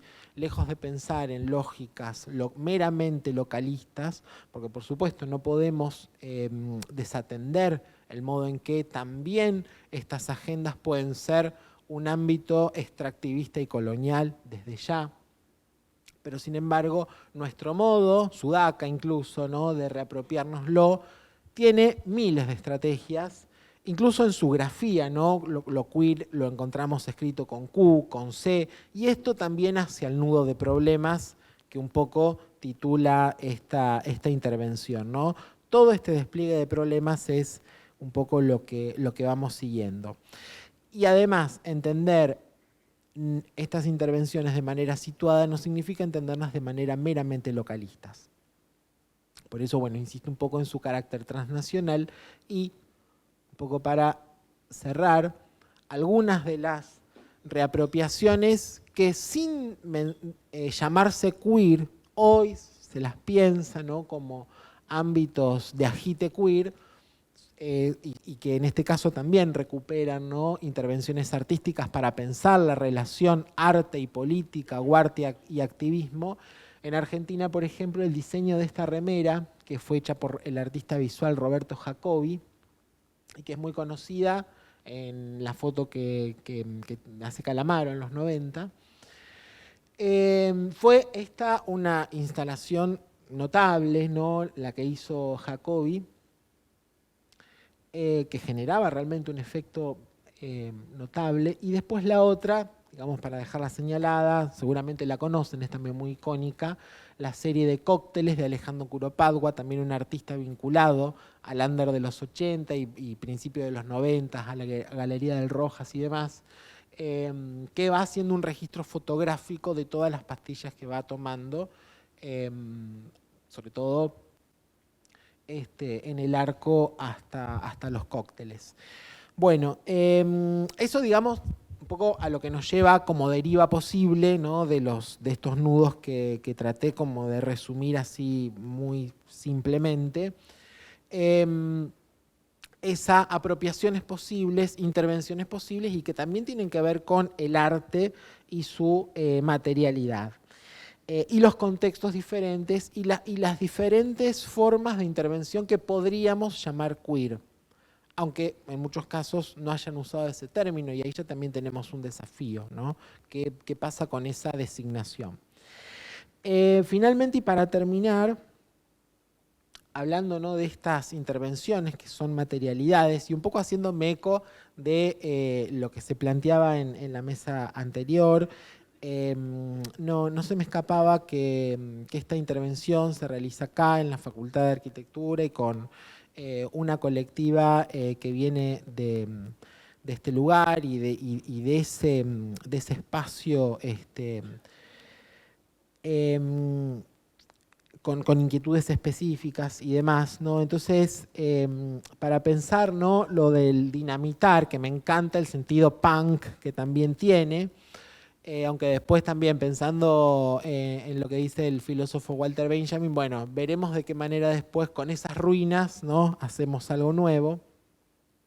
Pero sobre todo quiero pensar en el subtítulo del festival, modos antinormativos de habitar las domesticidades, y en esa idea de domesticidad que también quedó súper resumida así, con mucha fuerza en el video de presentación, hay también algo que nos lleva a pensar la revolución política y los saberes situados y los saberes emergentes desde lo queer, que fue lo que yo recorrí, digamos, por una cuestión también de dirección de pensamiento, pero diría desde los estudios sexogenéricos en general, ¿no? Como estudios situados. Digo, algo ahí ligado a lo doméstico es llamativo para pensarlo, ¿no? Como metáfora también que se solía usar en los modos de pensar la domesticación de las sexualidades, la domesticación de los cuerpos. Era una palabra recurrente. Por ejemplo, acá en los 80, cuando hablamos del asimilacionismo de ciertas sexodisidencias y de sus agendas y de sus culturas normalizadas y normalizantes, se suele emplear la metáfora de la domesticidad, ¿no? Se suele hablar de la domesticación de ciertos cuerpos, de ciertas sexualidades y subjetividades. Y entonces es interesante, ¿no?, para pensar ahí qué es lo que pasa entre ese sexo domesticado y el sexo en público, que es algo que también hoy el pensamiento queer está como tratando de resituar a partir de las lógicas del gire, incluso como espacio de la utopía, ¿no? Esto es algo que un autor, digamos, José Esteban Muñoz, en un libro que ya tiene sus años, pero que llegó a la Argentina ahora hace poco, puso un poco sobre la agenda de algunas intervenciones locales. Pero bueno, digo, eso también para pensar circuitos, para pensar espacios y para traer un poco también las diferentes líneas de apropiación que se pueden hacer desde otras lógicas y otros espacios disciplinares, que me parece que instalan una conversación súper prolífica, súper fructífera, y también, haciéndome eco un poco de la mesa anterior, no podía no pensar en Paul Preciado, ¿no?, y todo lo que nos enseña en torno a la arquitectura como el espacio de la dimensión en la que se miden los cuerpos y como materialidad también desde la que se construye el mundo y en general se refuerzan los binarismos de género. Entonces, en ese sentido también, sin ponernos de acuerdo, la cita que comentaban antes las compañeras, un poco también me resonaba a esto, ¿no? Podemos hacer una gran elaboración teórica, que es un poco el ámbito en el que yo más me identificaría, pero también jugar con estas materialidades que también son las del arte y también son las de este tipo de intervenciones que nos pueden ser provechosas para pensar y para inspirarnos. Bueno, esas materialidades es trabajo de ustedes, así que espero haberles aportado algunas ideas. Gracias.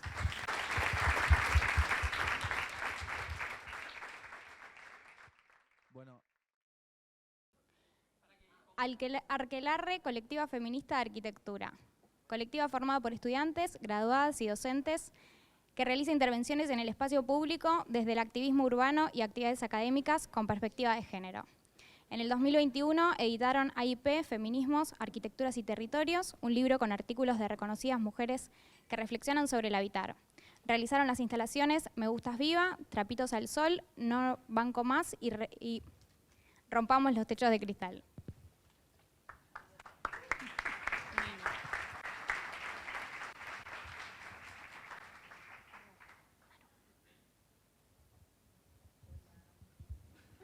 Ahí está. Bueno, gracias. Bueno, recontra agradecidas por la invitación. Celebramos estos encuentros.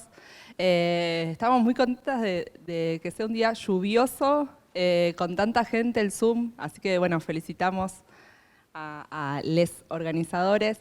Bueno, nosotros somos Arquelarre, una colectiva de arquitectas feministas de esta facultad. Hemos nacido en esta facultad. Y bueno, lo que les venimos a contar hoy es un poco las prácticas que venimos haciendo desde hace un tiempo, cómo nacemos, por qué nos agrupamos. Y cuando empezamos a pensar qué decir, en qué sumar a este festival, que ahí pusimos congreso, pero realmente es un festival, pensamos desde dónde decir lo que decimos, ¿no? ¿Por qué queremos estar acá arriba de un escenario diciendo lo que vamos a contar? Y un poco lo que recién decía Javier, de situarnos, de reconocernos. En este momento la colectiva está formada por mujeres blancas, adultas, que tenemos la posibilidad de tener acceso a la universidad pública, gratuita, y con todos estos privilegios. También somos mujeres extensionistas, que pensamos nuestro hacer arquitectónico en relación con otros actores y actrices del territorio. Muy rápidamente, los comienzos y contextos. No nacemos de un repollo, hay contextos históricos que nos preceden y que los estudiamos constantemente para tenerlas y de referencia. Hay contextos internacionales, latinoamericanos, que como decían las abogadas, desde el 2015 nos agrupan en las calles y poniendo nuestro cuerpo. Contextos nacionales, ¿no? Y también contextos locales dentro de nuestra propia facultad, desde el año 2017, que se vienen haciendo distintas actividades para destacar la actividad en ese momento solo de mujeres dentro de nuestra disciplina, que hasta el momento no se conocían.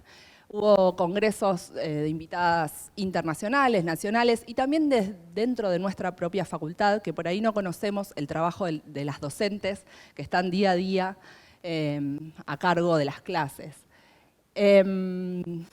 A partir del 2018 también se empezaron a crear los espacios optativos para trabajar las temáticas de género. Esto es importante mencionar que hasta el día de hoy siguen siendo espacios optativos. Una de las cuestiones que con la colectiva trabajamos es la incorporación definitiva de los feminismos y las perspectivas de género dentro del plan de estudios. Y también, por supuesto, no sé, acá hay gente de otras facultades, pero en el 2018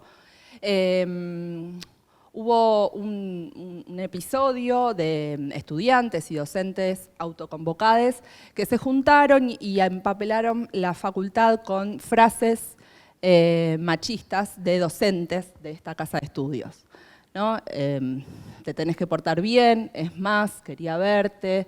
Bueno, si vamos a hablar de lo que le conviene a las mujeres, les conviene llevar la pollerita bien corta y a los hombres jugar al fútbol. Bueno, todos estos son dichos que docentes de esta casa lo han dicho. Se taparon los nombres porque así los sacamos de redes, pero bueno, estaban con los nombres. A partir de ahí, desde la propia institución, un poco lo mencionó Flor Robeto, se empezaron a gestionar instrumentos de prevención contra las violencias sexistas, y otro grupo de estudiantes, graduadas, docentes, nos convocamos a finales de diciembre en una primer ronda. En ese momento fue mujeres solamente en ronda, un poco para ver qué era lo que nos pasaba a las mujeres por el solo hecho de ser mujeres y de estar en una academia hasta machista y en una disciplina bastante machista, ¿no? Que es lo que nos pasa a las graduadas cuando salimos y vamos a obra, que es lo que nos pasa ahí. A partir de ahí, bueno, hubo como varios puntapiés y en 2019 ya nos juntamos poniendo foco y empezando a decir, bueno, vamos a poner el cuerpo donde nos parece que tiene que estar. Bueno, y ahí empezamos, ¿no?, a poner realmente a hacer las prácticas académicas y territoriales, que les va a contar. Bueno, ¿cómo están? De nuevo, agradecer la invitación y celebrar este espacio. Bueno, esto, si bien nosotras tratamos de apuntar a trabajar con el territorio, creemos que lo que podemos aportar nosotras es igual de valioso que lo que pueden aportar distintos actores y actrices del territorio y que somos simplemente un eslabón más de una cadena. Y como dijo Vicu antes, esto de ser conscientes de que todavía nos falta un montón de recorrido. También trabajamos desde lo académico, digamos, además de lo territorial, con, por ejemplo, una propuesta de un proyecto de investigación que ahora ya se está cerrando y que dio como fruto la publicación AIP, Arquitectura, Feminismos y Territorios, que está disponible, sí, online y también en su versión papel gratuita. Y bueno, trabajamos como en esas distintas patas y e intentamos, digamos, complementarlas, porque somos conscientes un poco de esto, de que podemos aportar desde lo académico, por lo que mencionó Vicu antes, de haber tenido el privilegio de pasar por la universidad gratuita, pero que el resto de los saberes, por ejemplo, de personas que habitan en barrios vulnerables, que tienen un oficio, que conocen la vulnerabilidad de las calles, es igual de valioso o aún más que el nuestro. Y un poco trabajamos desde esto de tratar de entender el espacio, el habitar, digamos, público y privado, que históricamente, como ya mencionaron también las chicas antes, estuvo pensado para un sujeto neutral, blanco, varón, burgués, adulto, heterosexual y atlético, sin discapacidad, sin tener en cuenta a las niñas. Tratar un poco de cuestionarnos estos y en el lugar que tenemos en la academia, o bueno, tenemos la posibilidad de dar clases, acá intentar de hackear pequeños espacios, llevando, por ejemplo, en nuestro caso, a la clase de historia, no sé, una charla que revisa históricamente el olvido de las mujeres dentro de, por ejemplo, el movimiento moderno, o dentro de la historia de la arquitectura, revisando, por ejemplo, el programa de la materia, siempre reviso y veo obras de arquitectos hombres con todas estas características. Entonces, bueno, empezar por estas mujeres que fueron invisibilizadas es como la pequeña punta de algo mucho más que viene por detrás y que vamos a mencionar en un ratito. Bueno, creo que ahí estamos. Buenas. Bueno, un poco en este marco conceptual que nombró Flor recién, que es binario, en donde tenemos el espacio público como concebido como el espacio reproductivo y el espacio privado, perdón, productivo y el espacio privado como un espacio reproductivo. Empezamos a pensar los activismos desde Arquelarre, tratando de visibilizar y atravesar ese binarismo, sacar de lo doméstico al urbano, de lo privado a lo público, lo que entendemos que es como el mayor acto de violencia en este sistema patriarcal, que son los femicidios, travesticidios y transfemicidios. Entonces, bueno, las primeras intervenciones, estos primeros activismos que tuvieron que ver, el primero era Me Gustas Viva, que a la hora de realizarlo, bueno, tratamos siempre de trabajar con materiales que tengan presencia, que se puedan visibilizar, materiales que estén a nuestro alcance, como por ejemplo en este caso eran recortes de hierro, pedazos de madera que se usaban de tirantes, y bueno, de esta forma nosotros visibilizábamos, poníamos en estos tirantes los nombres de todos los femicidios que se iban realizando. Cada femicidio, cada travesticidio y cada transfemicidio nuevo lo anotábamos en una de estas estacas. De esta forma, como se ven en los gráficos, vemos la cantidad de aumentos de estos números. Y bueno, en la segunda intervención, esa fue en el 2019. En el 2020 hicimos Trapitos al Sol con un poco la misma dinámica de plasmar de todos estos femicidios, transfemicidios y travesticidios que dejen de ser números, que empiecen a ser nombres. Y los empezamos a plasmar en pañuelos, con la connotación que tienen los pañuelos, y con estos elementos marchábamos. Tuvimos ahí una situación en que las estacas, como estos números aumentaban, las manos no nos alcanzaban y se hizo como imposible, entonces pasó a ser también lo de las estacas como unas intervenciones dinámicas, nómades, que íbamos planteando y presentando en distintos lugares. Después de Trapitos al Sol, que es la del 2020, pasamos a No Banco, que es No Banco Más la violencia machista, que se dio medio que en un contexto de pandemia, porque todavía no habíamos salido. Se hizo de manera virtual, sale de una optativa, y trabajamos con las mujeres que están a cargo de la copa de leche del barrio Los Pumitas. Ellas necesitaban mobiliario y bueno, nada, se fue armando estos bloques, estos módulos que se podían apilar o ordenar de distinta forma para armar el espacio. Bueno, y actualmente, ahora va a pasar a hablar Nani, de ir ahondando un poco en esto que primero tenemos femicidios, transfemicidios y travesticidios como la punta del iceberg, como lo más visibilizado, bueno, que viene por debajo de todo eso. Buenas, ¿cómo están? ¿Se escucha? Sí. Bueno, nada, como en el contexto de pandemia se trabajó un poco virtualmente y este año fue el año de volver a marchar, de volver a salir a la calle, decidimos que queríamos dar una vuelta de tuerca a la máxima violencia machista, la punta del iceberg, que son los femicidios, transfemicidios y travesticidios. Empezamos un poco hablando entre nosotras a ver qué otras cosas queríamos empezar a abordar y surgieron conceptos de micromachismo, de violencia invisible. Y bueno, surgió un poco el tema de los techos de cristal, que son las barreras que tenemos a la hora de acceder a puestos de decisiones, de poder en la sociedad. Entonces dijimos, ¿qué hacemos con los techos de cristal? Rompámoslo. Armamos una consigna que se llamó Rompamos los techos de cristal, con un logo. Los estencilamos en la previa a la marcha del 8M y los regalamos. Nos pusimos a cortar telas en la plaza, la gente se empezó a formar, a hacer cola para pedirnos porque quedaron re lindos, pero un poco la excusa era, o sea, el objeto, digamos, era la excusa para hablar un poco del significado de estos conceptos de micromachismo, de violencia más invisible, que por ahí no son los que se habla tanto. Y bueno, después, este año, en el primer cuatrimestre, armamos un workshop que fue para trabajar un poco la parte proyectual de la perspectiva de género, que tenga más que ver con lo que hacemos nosotras, que es, digamos, la arquitectura. Este año, hace muy poquito, participamos del primer Congreso de Género, Arquitectura, Diseño y Urbanismo, que tuvo lugar en la FADU, en la UBA, junto con colegas de todo el país, de España, Portugal, Brasil, México. La verdad que fue una experiencia buenísima.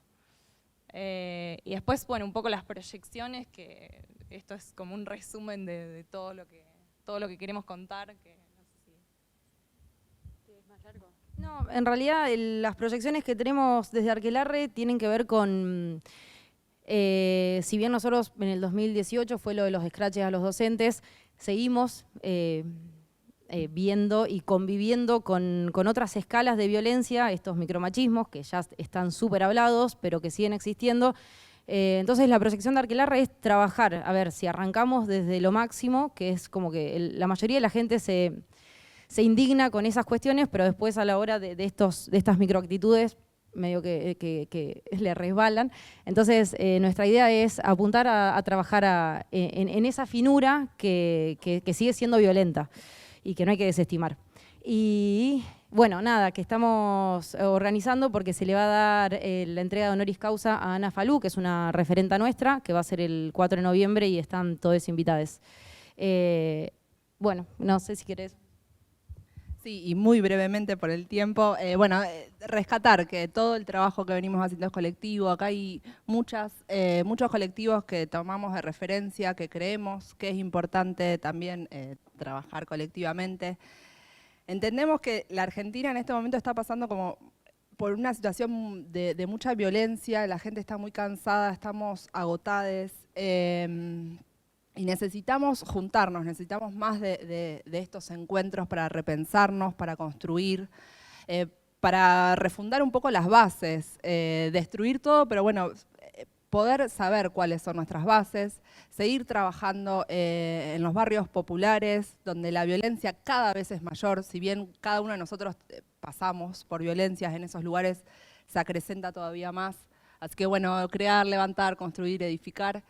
Pasamos muchas personas por la colectiva, es bastante fluctuante, hacemos tantas actividades que bueno, van pasando personas, esa es algo bueno, creo, ¿no? Tener un lugar de pertenencia que no sea obligatorio. Así que bueno, bienvenidas, bienvenidos y bienvenidas a quienes quieran participar. De vuelta, muchísimas gracias por el espacio y bueno, y eso. Bueno.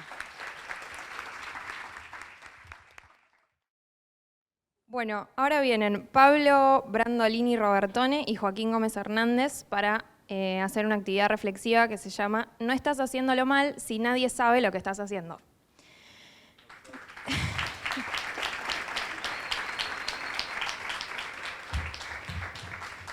Voy a leer sus bios.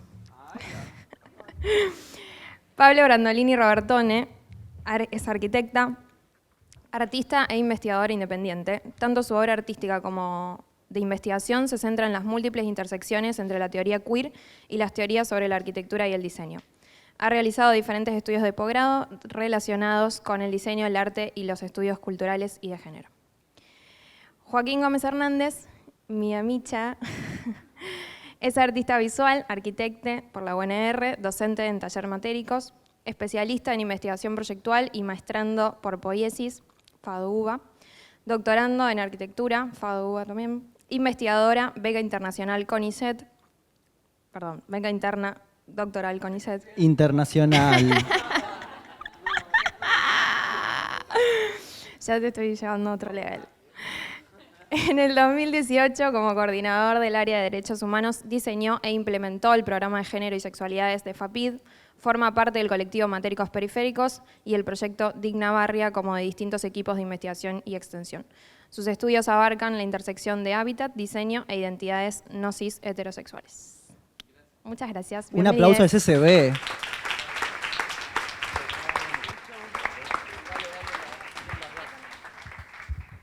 Hola, hola, hola.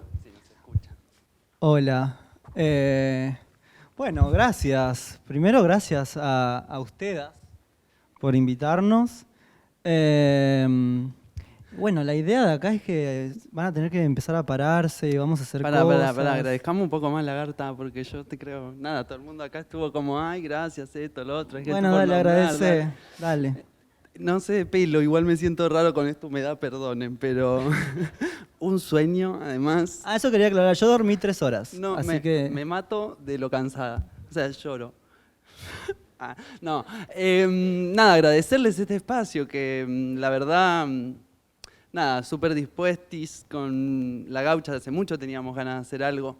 Agradecer a todas las personas que se encuentran acá con ganas de escuchar, compartir y hacer, así que ya las vamos a poner a todas a moverse.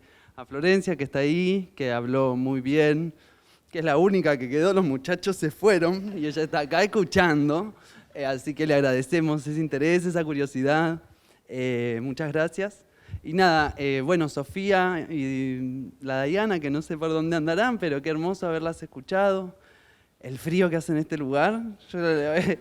La Sofía hablaba de la ecología. Yo no tengo ni idea si tengo frío o calor, ya no sé qué siento. Ni idea. Y bueno, y las amichas acá de Arquelarre que, nada, hemos compartido líneas. Vicu es una gran compañera, le tengo un afecto, que por favor. Y ustedes, bueno, muchas gracias. Ahora sí. Un aplauso para el equipo de Dinamitar para Habitar.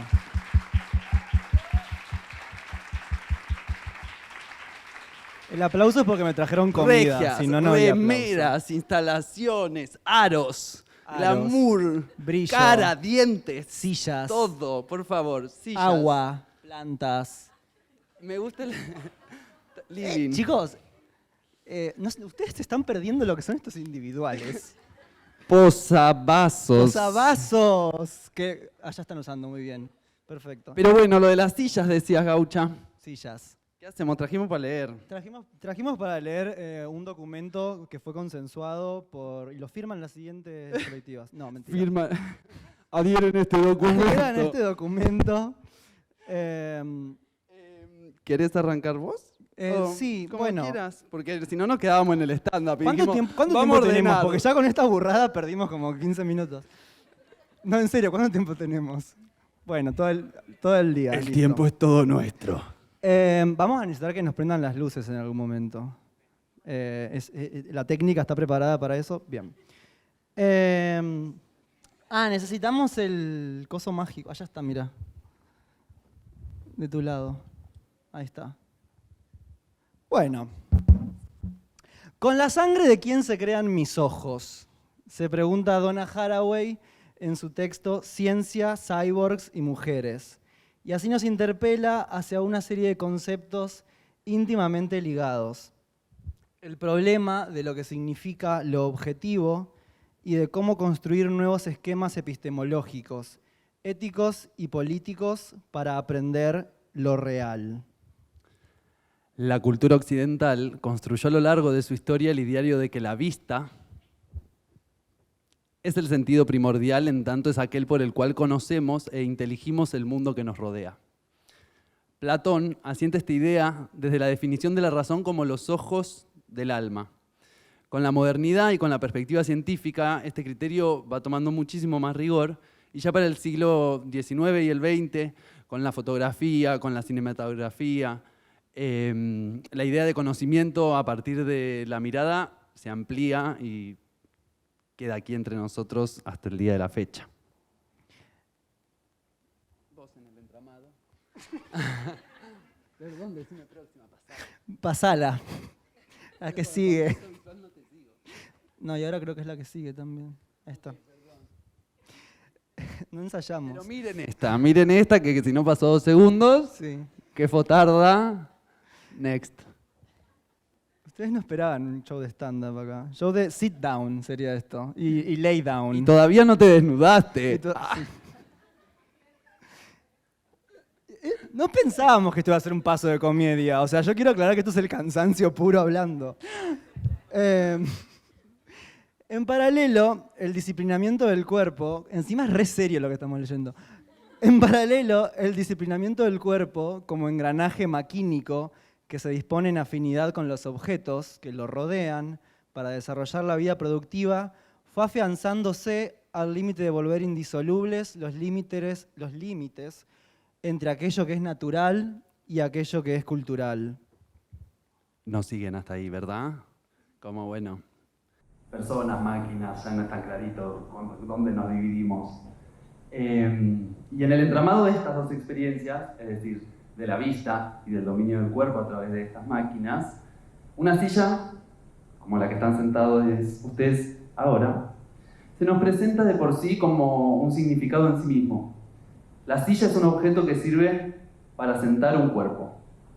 Nuestra lectura de la misma a partir de su observación es como un contenido cuya información está desde su superficie o cáscara hacia sus adentros. La silla es en esencia lo que su materialidad constituye. Occidente condena a la silla como una sustancia, algo que es inmutable y que al insistir en siempre ser lo mismo, se resiste al cambio. Pásame la diapositiva, Joaquín. Gracias. ¿Qué queremos decir con esto? Que la silla está condenada desde esta mirada occidental, estas epistemologías occidentales, a ser siempre silla, ¿no? Hoy le decía Joaquín, la silla está condenada a su eterna sillitud y no poder deshacerse de su sillitud. 8 AM tomando mate, y yo sí, es por ahí, amiga. Recién llegada de Rafaela. Mirá lo que se me ocurrió en el colectivo. Concepto, sillitud. Sin embargo, existen una serie de preguntas que podemos habilitar en torno a la silla para desarmar nuestra mirada utilitaria. ¿Es una silla sin una pata una silla? ¿Es una silla enterrada bajo tierra una silla? ¿Es una silla dada vuelta una silla? ¿Existe tal cosa como una silla sin un cuerpo que se siente sobre ella? ¿Es la silla la información que contiene su materia? ¿O entre el espacio que existe entre el objeto y un cuerpo hay un tráfico de información que la define? Si la silla sin un cuerpo que se siente no es una silla por completo, ¿es el cuerpo que se sienta sobre una silla todavía solo un cuerpo? ¿Un cuerpo sentado sobre una silla es una entidad? Si la silla es un objeto que nos provoca una acción, ¿es la silla una orden imperativa? La silla contiene una serie de datos que la hacen un objeto posible de sostenernos de manera convenida. ¿Qué datos de la silla son irreductibles para que sea tal cosa?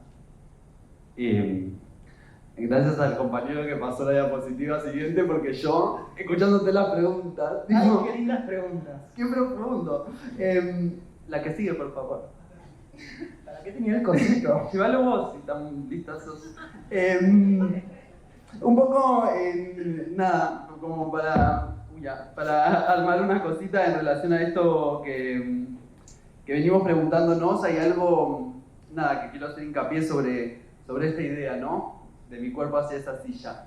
Y esto que realmente hablamos de sillas, pero hablamos de todo lo demás. Hablamos de otros objetos, de equipamientos, de mobiliarios y hablamos de otros cuerpos. Y esta idea de que esa silla es realmente de la cáscara para adentro es absurda, es de occidentales de mierda que somos. Entre la silla y yo hay silla y hay yo. Acá en el medio no hay vacío. Hay tráfico de información. Quédenselo porque ahora van a tener que hacer cosas con la silla. Tráfico de información. Al mismo tiempo, no todas las sillas son iguales. No todas sientan a los cuerpos de la misma manera. Y tampoco todas las sillas apuntan en la misma dirección y ocupan el mismo lugar en el espacio. ¿Cómo llegó ella hasta aquí? ¿Cómo llegué yo hasta esta silla? ¿Qué hay delante de esta silla? ¿Qué hay detrás? ¿Soporta esta silla el peso de mi cuerpo? ¿En qué momento te diste cuenta que estabas sentada? ¿Es igual la silla del juez que la del condenado? ¿Por qué no puedo sentarme en el sillón de Rivadavia? ¿Por qué? Bueno, armen un partido y ganen las elecciones. ¿Seguís vos? ¿Sigo yo? Dos sillas enfrentadas. Son dos preguntas. Las respuestas no van a tener acá. Dos sillas enfrentadas son una declaración. Dos sillas de espalda son una diferencia. Una silla en la basura es una muerte. Una ronda de sillas es un acuerdo. Una fila de sillas es una espera. Una hilera de sillas es un plan. Gracias. No me van a trabajar ustedes. Gracias, aplausos.